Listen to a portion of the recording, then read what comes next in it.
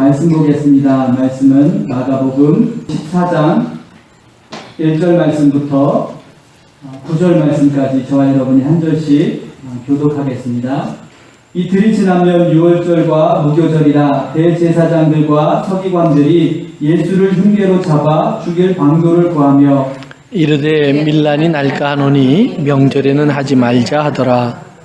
예수께서 베다니 나병 환자 시몬의 집에서 식사하실 때 한 여자가 매우 값진 향유 곧 순전한 나드 한 옥합을 가지고 와서 그 옥합을 깨뜨려 예수의 머리에 부으니 어떤 사람들이 화를 내어 서로 말하되 어찌하여 이 향유를 허비하는가. 이 향유를 300데나리온 이상에 팔아 가난한 자들에게 줄 수 있겠도다 하며 그 여자를 책망하는지라. 예수께서 이르시되 가만두라. 너희가 어찌하여 그를 괴롭게 하느냐. 그가 내게 좋은 일을 하였느니라. 가난한 자들은 항상 너희와 함께 있으니 아무 때라도 원하는 대로 도울 수 있거니와 나는 너희와 항상 함께 있지 아니함이라. 그는 힘을 다하여 내 몸에 향유를 부어 내 장례를 미리 준비하였느니라. 내가 진실로 너희에게 이르노니 온 천하에 어디서든지 복음이 전파되는 곳에는 이 여자가 행한 일도 말하여 그를 기억하리라 하시니라. 아멘. 이 시간 옥합이 부서질 때 향기가 퍼집니다라는 제목으로 김인권 목사님 말씀 전해주시겠습니다. 3주간 못 뵈다가 여러분들 이제 4주째 뵙습니다. 참 반갑고 고맙습니다. 기도해 주셔서 한국 여정 잘 마쳤고 오늘도 하나님께서 저와 여러분들에게 주시는 말씀 우리 같이 들으면서 주님의 은혜를 나누기를 원합니다. 우리 기도할까요? 아버지 하나님 감사합니다. 많이 부족한 종입니다. 주님 사용하여 주시되 오늘도 주의 도구로 써주셔서 입술에 말씀을 채우시고 오직 주의 진리만을 전하게 하옵소서. 성령님의 역사가 전하고 듣는 우리 가운데 역사하셔서 깨닫게 하시고 감동하시고 인도하셔서 우리 모두 진리 가운데 인도받게 하옵소서. 예수님의 이름으로 기도합니다. 오늘 말씀은 제가 여기를 떠나기 전부터 묵상하면서 많이 생각했던 말씀입니다. 우리가 너무나 잘 아는 말씀이죠. 옥합을 깨뜨린 한 여인의 이야기. 예수님이 식사를 하시는데 조용히 향유가 들어있는 병 하나를 들고 들어와서 내 생각 같으면 뚜껑을 이렇게 열어서 조금 불 것 같은데 성경에 보니까 깨뜨렸다 그래요. 그래서 그 안에 들어간 내용물을 그래서 성경은 보면 기름 이런 표현보다는 약간 연고와 같은 것이라고 그렇게 표현을 합니다. 그래서 완전한 액체는 아니고요. 그렇다고 해서 완전한 고체도 아닙니다. 조금은 이렇게 물렁물렁한 중간쯤 되는 연고와 같은 그런 상태인 것들을 이제 보관하고 있다가 깨뜨려서 예수님의 머리에 부었다. 부었다 이 표현보다는 이렇게 발랐다라는 표현이 더 맞는 것 같습니다. 그리고 이제 발에도 발랐다. 머리카락으로 그 발을 닦고 예수님 앞에 이제 자기의 마음을 드린 여인의 모습의 이야기가 소개됩니다. 요한복음 12장에 보면 같은 내용이 기록되어 있으면서 그렇게 한 사람이 누구인지를 말해주고 있습니다. 바로 마리아라는 여인입니다. 성경에는 많은 마리아가 나옵니다. 예수님의 어머니도 마리아고 또 귀신이 들렸던 한 여인의 이름도 마리아입니다. 또 나사로의 누이로 오늘 주인공처럼 나오는 사람도 마리아입니다. 그 외에도 여러 명의 마리아가 성경에 등장합니다. 그래서 학자들 가운데는 과연 이 마리아는 어떤 마리아인가 하는 것을 놓고 논쟁도 있지만 전 일반적으로 우리가 교회에서 받아들이는 내용을 보면 이 베다니에 마르다, 마리아 그리고 나사로 세 오누이가 살고 있는데 그 세 오누이 중에 마리아가 예수님에게 다가와서 옥합을 깨뜨렸다라고 이해를 합니다. 그러면서 동시에 이 예수님에게 기름을 바른 나사로의 누이 마리아는 막달라 마리아일 것이다 라고도 생각을 합니다. 막달라 마리아라는 사람은 어떤 사람이냐 하면 7 귀신에 들려서 많이 고생을 하던 사람입니다. 그런데 예수님이 그 여인을 만나 7 귀신을 쫓아주셨습니다. 정확히 언제 그 일을 하셨는지는 기록되어 있지 않지만 성경에 보면 막달라 마리아는 7 귀신에 들렸던 여자고 예수님이 그를 고쳐주셨다라고 이렇게 표현을 합니다.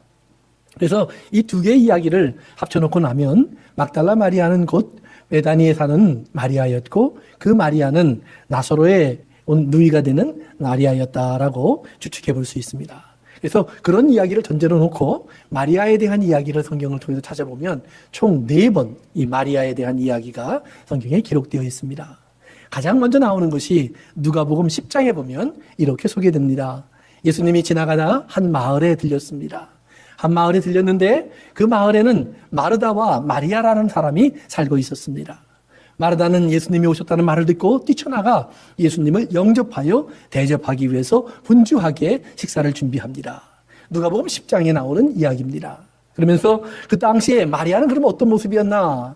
마리아는 예수님을 잘 마르다가 모셔놓고 이제 잠시 앉아 계세요. 제가 곧 음식을 준비하겠습니다. 하고 나가서 음식을 준비하고 있는데 예수님 발 앞에 앉아서 예수님의 제자들과 또 예수님이 오셨다는 말을 듣고 찾아온 사람들과 함께 하나님의 말씀을 듣고 있었습니다.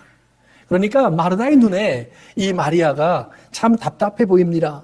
자기는 참 분주하고 귀한 분이 오셔서 식사를 준비하고 있는데 저는 앉아서 예수님의 말만 듣고 있습니다. 와서 좀 도우면 좋겠는데 그러니까 마르다가 얼른 예수님에게 와서 마리아를 좀 내보내달라고 이야기를 합니다.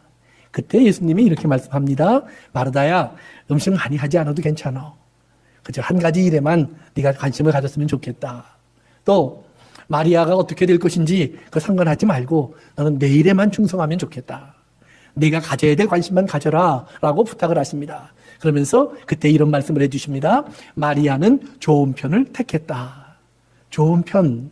그 말이 뭐냐면 좋은 그 부분을 가지게 되었다라는 말입니다. 생선이 있어도요, 우리 어머니가 좋아하는 머리와 꼬량지가 있습니다. 그리고 몸통이 있습니다. 저는 몸통을 좋아하고 어머니는 머리를 좋아해서 어머니는 머리를 주로 드십니다. 마리아는 좋은 편, 그 좋은 편이 그런 말입니다. 생선의 맛있는 부분, 또는 맛있는 음식, 이런 것들 할 때 좋은 그런 말이에요. 창세기에서 하와가 하나님이 먹지 말라는 것을 이렇게 바라보더니 참 먹으면 맛있겠다. 그때도 좋은 그런 표현을 쓰는 겁니다. 맛있는, 좋은, 귀한 부분, 소중한 부분, 또 값이 나가는 부분, 그런 겁니다. 그래서 예수님 말씀하시기를 마리아가 좋은 편을 택했다. 여기서 우리가 한번 생각해 봐야 될 것이 있습니다. 그것이 뭐냐면 마르다는 왜 예수님에게 좋은 편이라는 말을 못 들었을까? 왜 마르다의 눈에는 마리아가 하는 행동이 악하게 보였을까? 왜 나쁘게 보였을까? 우리는 종종 하나님을 섬긴다는 열심 속에 빠지면 이런 실수를 합니다. 우리가 교회에서도 우리가 봉사를 하다 보면은요, 여러분 그럴 때가 가끔 있죠? 나는 열심히 청소하고 또 음식도 준비하고 뭐 예배 준비에 바쁜데 어떤 사람은 와서 가만히 앉아 있습니다. 그러면서 가만히만 있으면 좋은데요, 뭐 더럽다 깨끗하다 잔소리합니다. 음식을 먹을 때는요, 맛있다 맛없다 잔소리합니다. 짜다 싱겁다고 그렇게 비판합니다. 그러면 괜히 짜증나죠. 내 수고를 몰라주는 사람이 밉기도 하죠. 사랑하는 성도 여러분, 여러분이 그것이 사람을 위해서 한 일이면 당연히 그래야 합니다. 그러나 주님 위해서 한 일이라면, 내가 교회 청소를 해서 누군가 예배를 드리러 왔을 때 기쁘게 예배를 드릴 수 있다면, 그 마음을 가지고 했다면 짜증낼 일은 아닙니다.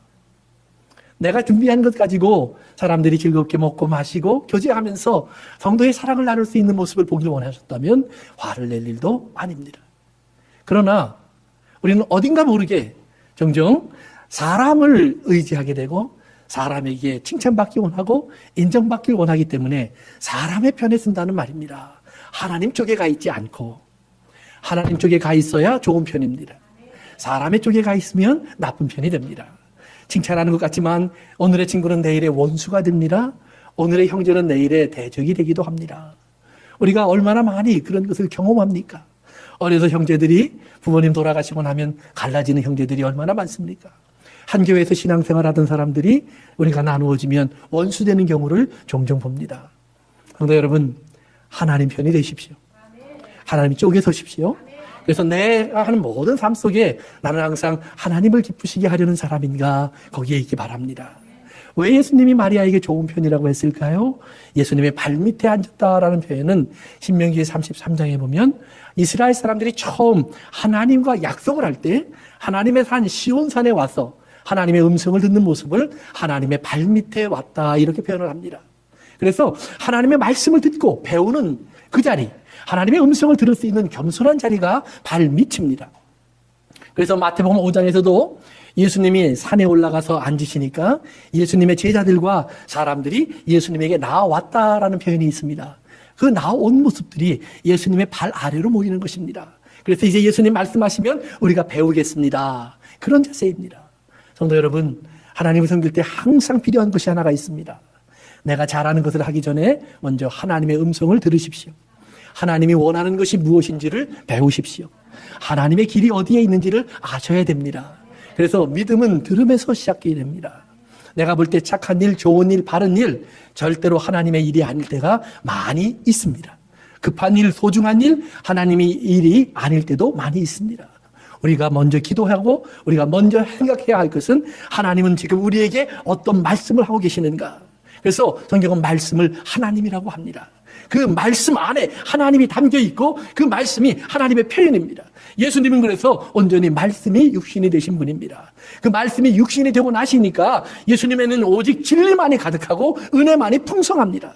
다른 어떤 것으로도 예수님의 삶에 침범할 수가 없었습니다. 항상 예수님은 하나님의 말씀에 귀를 열고 계셨습니다. 오늘 여러분도 그러셔야 합니다. 여러분, 예수님이 그러셨다면 우리는 더더욱 그래야 합니다. 광야에서 모세가 그렇게 했다면 우리는 더욱더 그렇게 해야 합니다.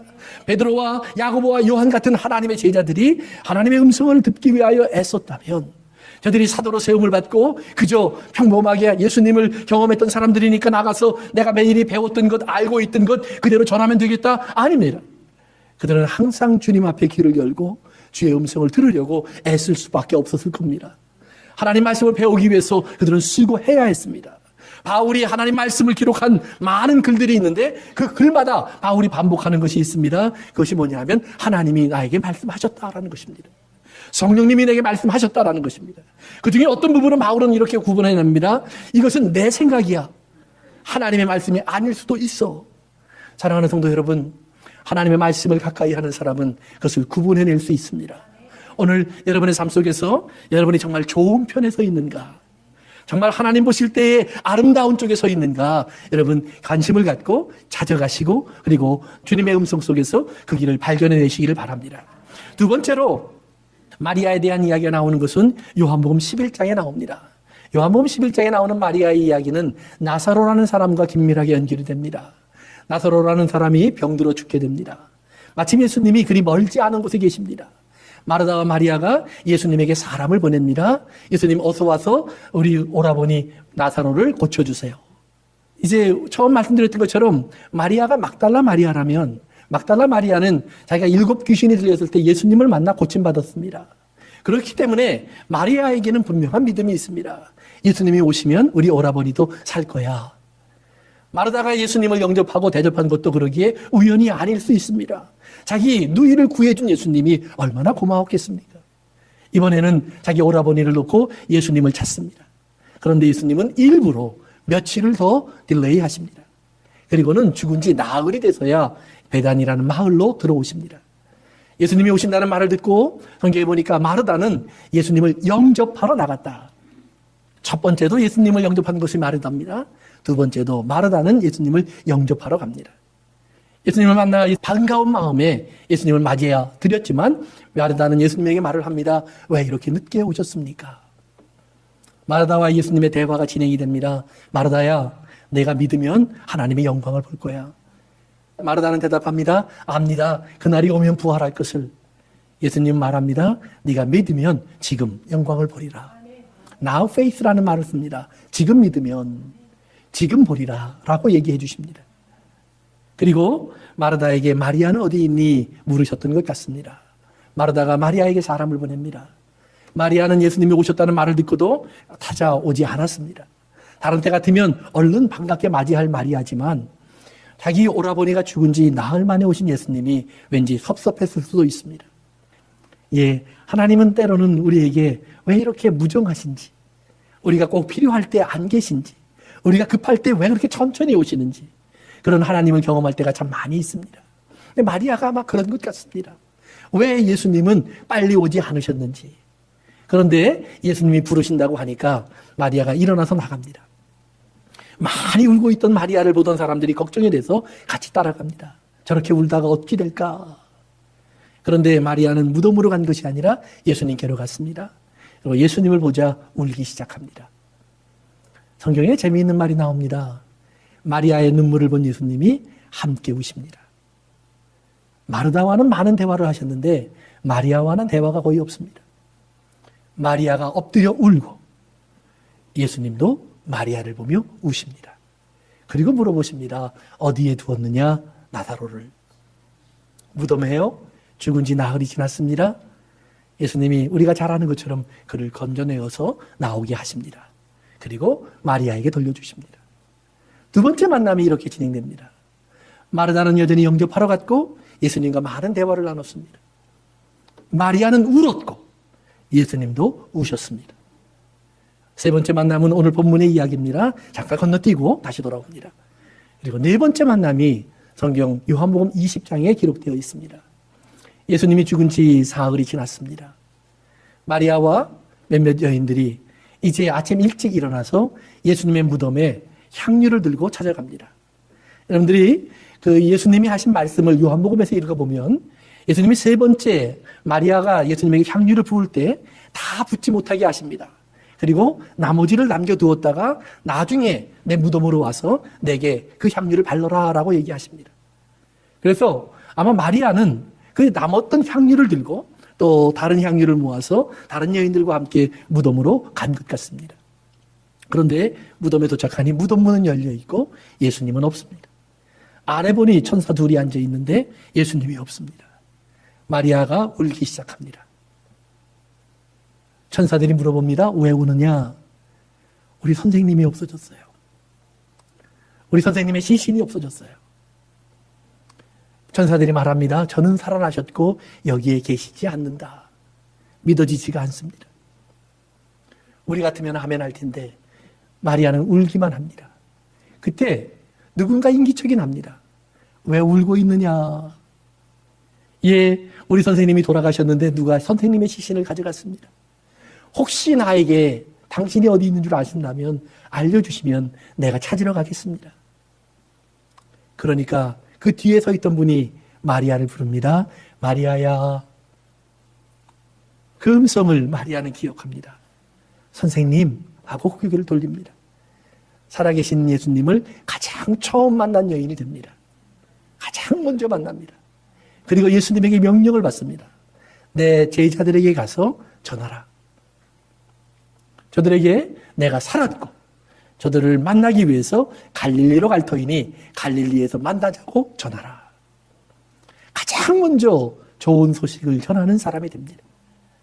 좋은 편에서 시작했던 마리아, 가장 먼저 좋은 소식을 갖는 축복의 사람이 됩니다. 사랑하는 성도 여러분, 여러분의 신앙도 좋은 편에서 시작하십시오. 그러면 좋은 소식을 갖게 될 것입니다. 좋은 소식은 사망을 이긴 소식입니다. 좋은 소식은 우리의 모든 절망을, 우리의 모든 캄캄한 어두움을 다 깨트려주는 소식입니다. 좋은 소식은 우리에게 이제는 일어나 뛰어나가 누군가에게 말할 수밖에 없는 기쁜 그리고 행복한 충만한 은혜로 우리의 인생을 채우시는 소식이 된 거예요.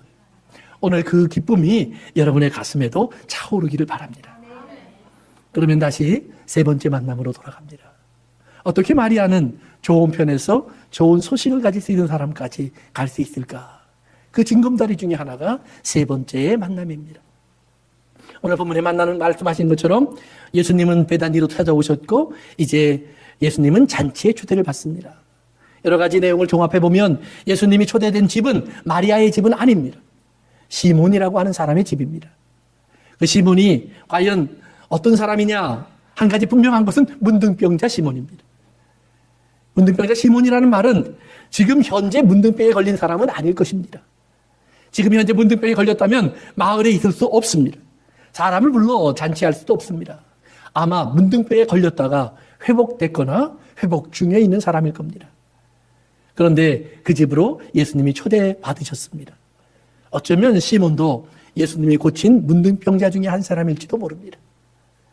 이 시몬이 예수님을 영접하고 자기 집에서 잔치를 합니다. 그런데 마르다는 예수님이 오셨다는 말을 듣고 성경에 보니까 그 집으로 가서 예수님을 영접하고 대접하기 위해서 음식을 만드는 일에 여전히 열중합니다. 4번의 만남 중에 3번이 마르다가 등장합니다. 그 3번 다 마르다는 항상 영접하고 대접합니다. 조금도 변화가 없습니다. 항상 하던 일을 반복합니다. 무슨 말인지 아십니까? 믿음은 하나님의 음성을 듣지 않는 한 결코 성장하지 못합니다. 하나님의 음성을 배우지 않는 한 믿음은 자라나지 않습니다. 믿음이 자라나지 않으면 나는 내가 하고 있는 일 이상을 결코 할 수도 없고 볼 수도 없고 알 수도 없습니다. 사랑하는 성도 여러분, 하나님을 깊게 아셔야 합니다.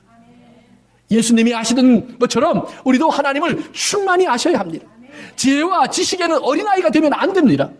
지혜와 지식에는 장성한 자가 되어서 하나님을 아는 지식으로 내가 채워져야 합니다. 1년이 되고 2년이 되고 10년이 되어도 여전히 어린아이처럼, 목마른 어린아이처럼 왜 밥을 안 주냐고, 왜 말씀이 없냐고, 왜 은혜가 없냐고 투정하는 사람이 되지 말으셔야 합니다. 예수님의 제자들은 3년 만에 온 세상을 뒤엎는 복음을 전하는 증인들이 됩니다. 학력이 뛰어났던 것도 아닙니다. 그들이 능력이 많았던 것도 아닙니다. 그들이 어떤 빼어난 배경을 가진 것도 아닙니다. 그러나 여전히 그들은 하나님 말씀을 담대히 전할 수 있었습니다. 초대교회들을 보면 바울이 지나간 지 1주간밖에 되지 않지만 교회는 세워졌고 그 안에는 리더가 만들어졌고 그들은 말씀을 전하고 있습니다. 우리 같은 성경책이 없었습니다. 가끔가다 찾아오는 지나가는 선교사들의 말씀에 귀를 기울여 목마름을 채웠습니다. 바울이 써서 보내는 편지, 베드로가 써서 보내는 편지, 요한이 써서 보내는 편지를 받아보면서 하나님의 뜻이 무엇인가를 배우는데 갈급했습니다. 비록 부족하지만 저들은 기도하며 하나님의 진리를 알려고 노력했고 그 진리를 전하고 가르치는 일에 힘썼습니다. 사랑하는 성도 여러분, 여러분 스스로도 나는 아직 부족하다, 미련하다, 모른다, 누군가 내게 채워줘야 한다. 예, 물론 목사가 해야 할 일 중에 하나입니다. 교사로도 당연히 가르쳐야 될 일 중에 하나입니다. 거기에 전념하는 것이 나의 책임이고 우리 이 목사님의 책임입니다. 그러나 오늘 성도 여러분들도 기억하셔야 합니다. 그만큼 듣고 배우셨으면 그러면 서로 권면하고 서로 위로하고 서로 재워지고 서로 말씀으로 가르치면서 우리가 믿음에 든든히 서갈 수 있기를 바랍니다. 말씀을 배우지 않고 말씀 속에서 하나님을 모르고 하나님을 배워가지 않으면 마르다가 여전히 영접하고 대접하고 영접하고 대접하고 영접하고 대접하다가 그의 모든 삶을 마치는 것처럼 우리는 그렇게 시작하고 그렇게 마칩니다. 조금도 나아가지 못합니다.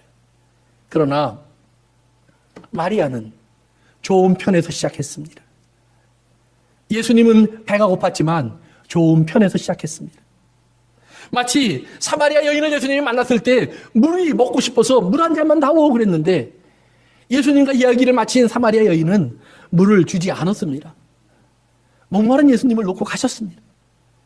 그리고는 동네에 뛰어들어가 사람들을 데리고 나왔는데 예수님이 그 중간에 제자들이 찾아와서 예수님 먹을 것을 구해왔으니 좀 잡수십시오. 포도주를 구해왔으니 좀 마시십시오. 제자들에게 예수님은 뭐라고 말씀하는지 아십니까? 내가 이미 배가 부르다. 예수님이 하고 싶은 일을 하니까 배가 부르다. 오늘 우리들도 예수님을 배부르게 해야 합니다. 예수님이 물론 밥을 잡수셔야 하지요. 빵을 드셔야 하지요. 그러나 예수님이 진정 배부른 것은 예수님을 이 땅에 보내신 하나님의 일을 하실 때입니다. 하나님의 일, 하나님의 말씀을 전하고 말씀을 가르치고 그 말씀을 듣는 자들을 바라보면서 그 말씀에 아멘하며 하나님을 아는 지혜와 지식에 성장해 나가는 마리아를 볼 때 예수님이 배부르시다라는 말입니다. 이제 마리아는 예수님을 두 번째 만날 때 눈물로 만났습니다. 원망을 갖고 만났습니다. 그 눈물이 기쁨으로 변했습니다. 그 탄식이 찬송으로 변했습니다. 세 번째 예수님을 만나던 날 마리아는 예수님에게 자기의 옥합을 들고 나갑니다. 그리고 예수님 앞에서 깨트렸습니다. 머리에 발라주었고 발에 발랐습니다. 눈물이 떨어지고 머리털로 예수님을 닦기 시작합니다. 사람들은 그것을 보고 수군듭니다. 살짝만 발라도 되는데 왜 저걸 다 부어버릴까? 예수님 말씀하십니다. 저를 가만두어라. 그는 내게 좋은 일을 했다. 그는 내게 좋은 일을 했다. 사랑하는 성도 여러분, 오늘 여러분의 삶 속에서도 여러분이 그런 음성을 들을 수 있기를 주님의 이름으로 축원합니다. 예수님에게 좋은 일을 했다라는 그 좋은이라는 말은 칼로스라는 말입니다. 칼로스라는 말은 성경에 언제 쓰였냐면 예수님이 좋은 밭, 네 개의 밭을 얘기할 때, 옥토 얘기할 때 그 옥토를 칼로스 이렇게 표현합니다. 즉 마리아는 이제 옥토와 같은 여인이 되어서 하나님의 말씀이 떨어지면 그것이 자라 열매 맺는 자가 되었다라는 말입니다. 신앙에 성장하여 열매를 맺으면 마리아 같이 된다는 말입니다. 마리아가 된다는 말이 무엇인 줄 아십니까? 옥합을 깨트린다라는 말입니다. 그런데 아무 때나 깨트리는 것이 아닙니다. 오늘 성경 우리가 8절에 보면 그는 힘을 다하여라고 표현되어 있습니다. 이거를요 조금 다른 말로 표현하면 그는 기회가 왔을 때 놓치지 않고 붙잡아서 이런 말입니다. before라는 말과 take라는 말이 합쳐져 있는 말입니다. 다른 사람보다 먼저 그 기회를 잡으려고 달려나갔다는 말입니다. 선점했다. 이것이 세상적으로 사용되면 악한 일입니다. 남이 갖지 못하도록 좋은 걸 내가 다 휘어잡는 것입니다. 그러나 오늘 성경에 나오는 선점, 마리아는 하나님 앞에 나와서 예수 그리스도를 섬길 수 있는 최고의 기회를 만났을 때 놓치지 않았다라는 말입니다. 바울은 그것을 너희는 세월을 아끼라라고 표현합니다. 세상은 악하지만 우리에게 반드시 선을 행할 수 있는 일이 있다라는 말입니다. 어떤 선이요? 하나님이 원하시는 선이요. 가난한 자를 돕는 것은요, 불교에서도 이야기를 합니다. 가난한 자를 돕는 것은 다른 종교도 이야기를 합니다. 가난한 자를 돕는 것은 예수를 모르는 세상도 이야기를 합니다. 바꿔 말하면 여러분과 저도 그 일은 해야 합니다. 그러나 옥합을 깨트리는 기회는 거의 없습니다. 가난한 자를 돕기 위해서 자기의 인생을 버리는 자는 거의 없습니다. 또 그렇게 한다고 크게 해결되지도 않습니다.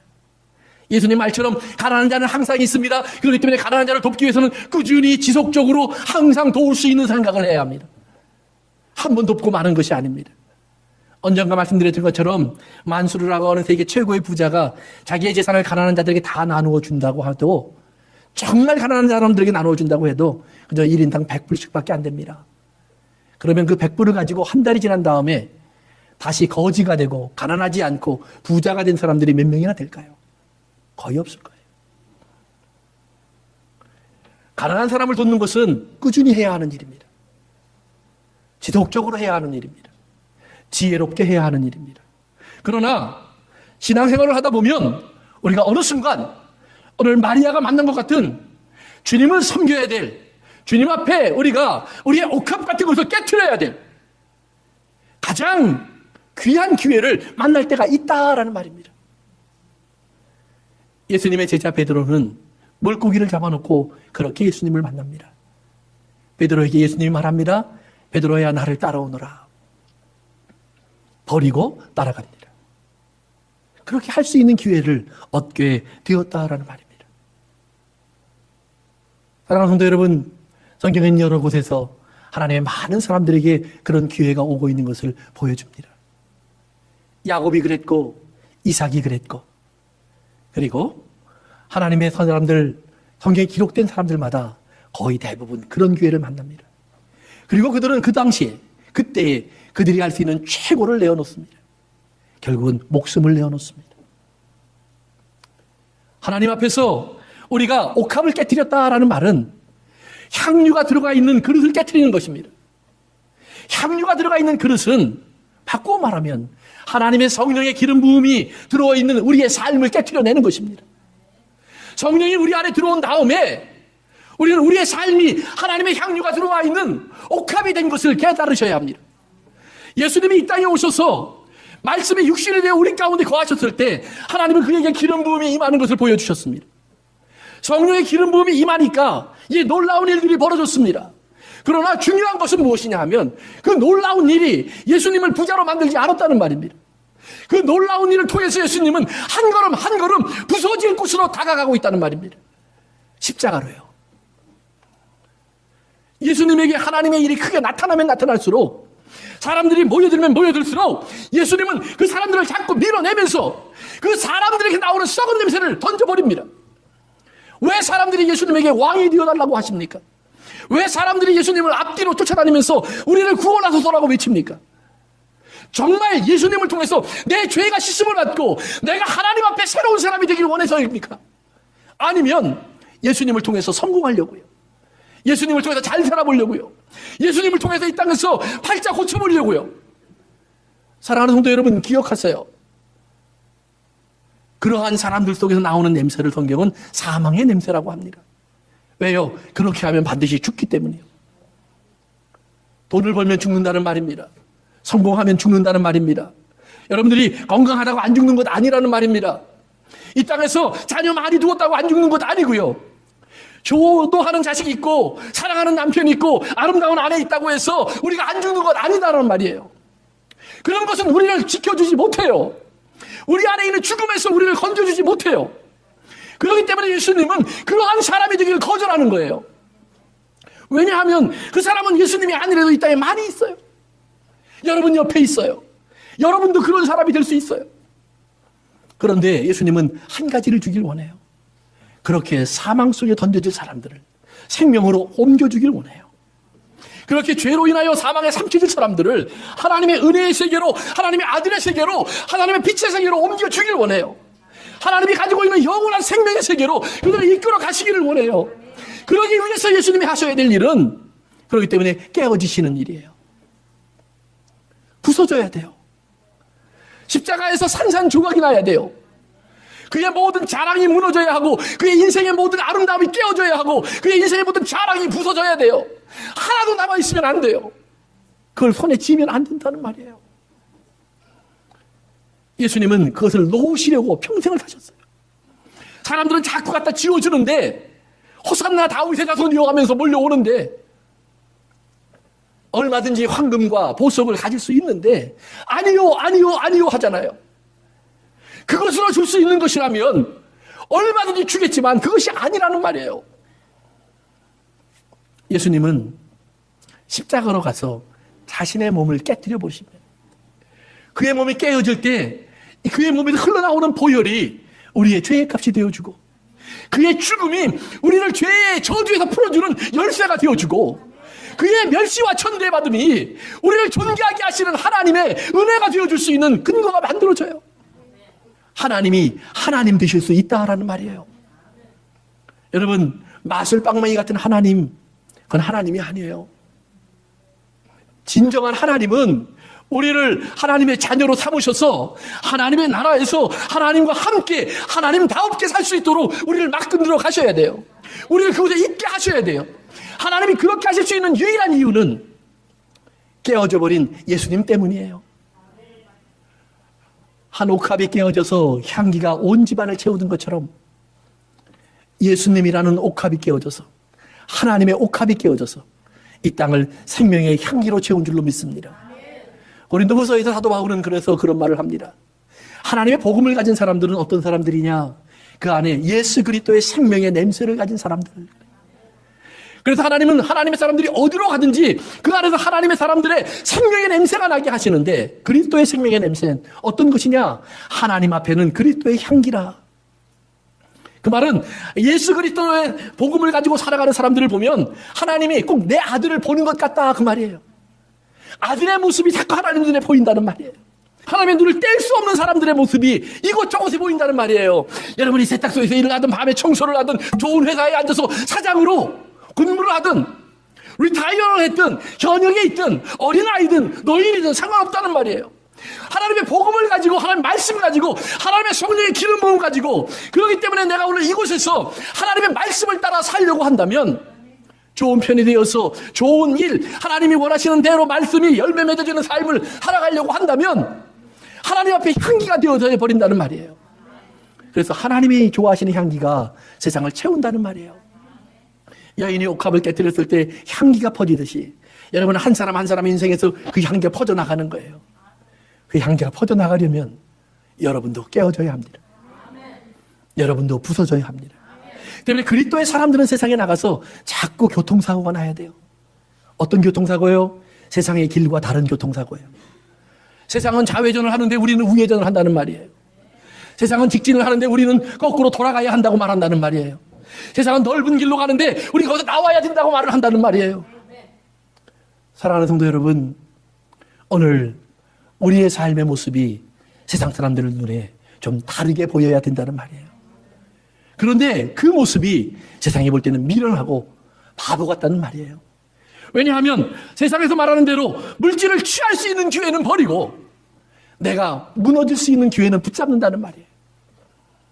세상에 말하는 대로 명예를 얻을 수 있는 기회는 버리고 저 아래로 곤두박질 수 있는 기회는 붙잡는다는 말이에요. 바보의 선택이라는 말이에요. 오늘 성경 공부를 하면서 잠시 그런 말씀을 드렸지만 성도 여러분, 성경에 보면 예정이라는 말이 가끔 나옵니다. 하나님이 예정하사, 택하사, 하나님이 결정하사. 우리는 그 말을 들을 때 꼭 무슨 생각을 하냐면 나를 하나님이 똑똑한 줄 알고 잘 고르셨구나.